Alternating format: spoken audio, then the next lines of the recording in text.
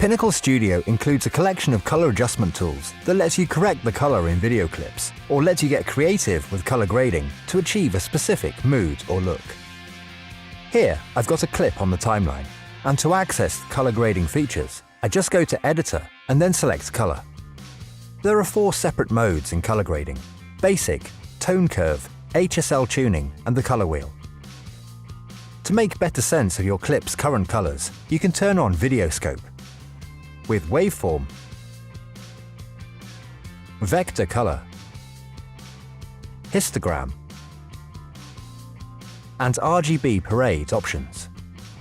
These are slightly out of the scope of this tutorial, but if you need to analyze your clip's colors and you are used to using these options, they will give you a real-time analysis to aid you. Let's look at the options on the Basic tab of the Color Properties. There are options to automatically white balance your clip, or to manually alter temperature and tint.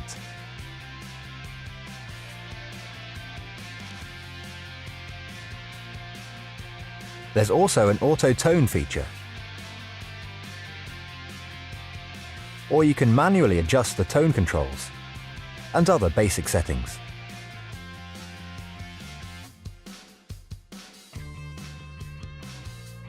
In addition to creating your own creative look, you can import LUT profiles or Lookup Table profiles, which can assist you in correctly color calibrating your monitor or display so you know you are seeing the correct colors as others will see them, or just to get particular color profiles quickly and easily.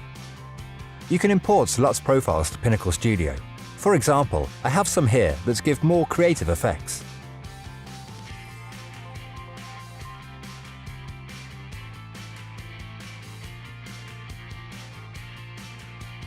Let's look at tone curve options now.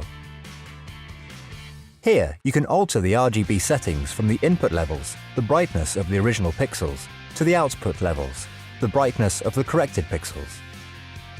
We can alter red, green and blue at the same time by ensuring RGB is selected, and then click on the graph to create a new point, and then drag the point on the graph until we achieve the look we're going for. We can add as many points as we need to fine-tune things. We can reset the curve at any time by clicking Reset All. We can also adjust the red, green and blue channels independently by selecting, for example, red, and creating a tone curve just for the red pixels in our clip.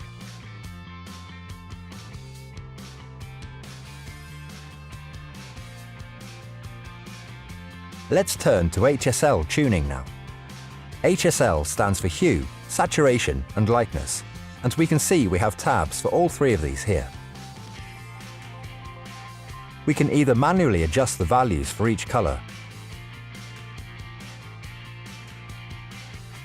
or if we press the click and drag option, we can select the colors we want to alter right from the color grading panel. For example, if we want to make the sky appear bluer in this clip, we can click on the sky and drag to the right on the color grading video panel. This correspondingly boosts the cyan and blue sliders in the hue category over in the color properties panel. Let's see the same process with saturation controls. Just click Saturation and then the click and drag option, and we can then creatively adjust the sky color again. We can remove all the blue from the sky by dragging to the left, or crank it right up by dragging to the right. Be careful with the extremities of this option, however, as it can create corruption at extreme settings, as we can see in the top right of the clip here. We'll dial it back a bit manually by turning the cyan and blue sliders down.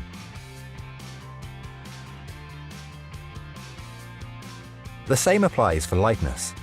Let's make the pinky purple color of the inflatable our subject is on more intense by cranking up the purple slider. Also, with HSL tuning, all parameters can be keyframed to create color evolutions over time. For example, we can slowly remove the blue from the sky and the water.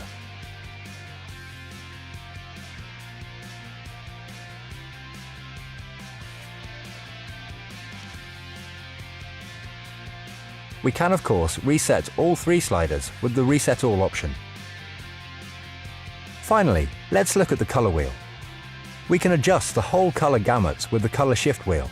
Just drag towards the color that you wish to emphasize,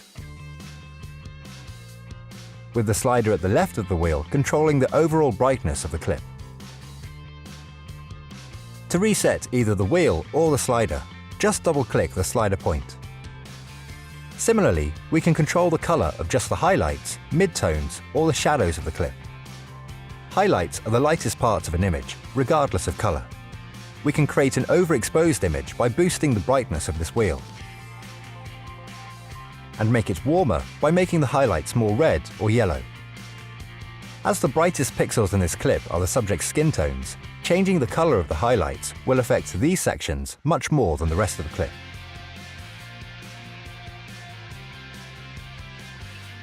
Midtones represent the middle range of brightness. For example, if we had a black and white clip, the midtones would be gray, and getting a good balance of midtones is often essential in color grading.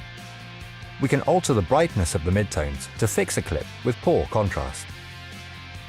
Altering the color of the midtones can create a wash over the whole clip, which may be something you're going for, so use it creatively.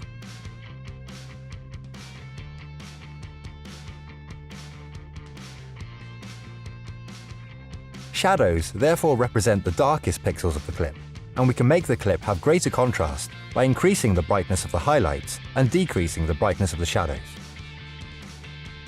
Shadows also give the image a lot of its flavor tonally. We can make the shadows redder to warm the clip up,